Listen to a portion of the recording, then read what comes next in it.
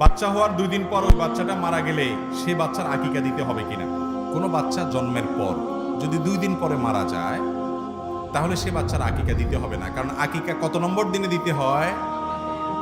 7 নম্বর দিনে, নাকি 7 দিন পরে? 7 নম্বর দিনে, 7 দিন পরে না।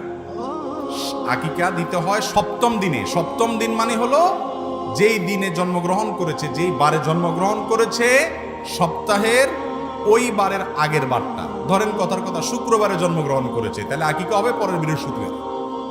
কারণ শুক্রবার 1, শনিবার 2, সোমবার 3, মঙ্গলবার 4, বুধবার 5, বৃহস্পতিবার 6। কেমনে হলো? হলো না তো। ও শনিবার গেছে, তাহলে শুক্রবার 1, শনিবার 2, রবিবার 3, সোমবার 4, মঙ্গলবার 5, বুধবার 6, বৃহস্পতিবার 7। যেই বারে জন্মগ্রহণ করবে আকিকা হবে তার আগের বার। মনে থাকবে তো? সহজ হিসাব। শনিবারে জন্মগ্রহণ করছে বাচ্চা, তাহলে আকিকা হবে কি বারে? শুক্রবারে, 7ম দিনে।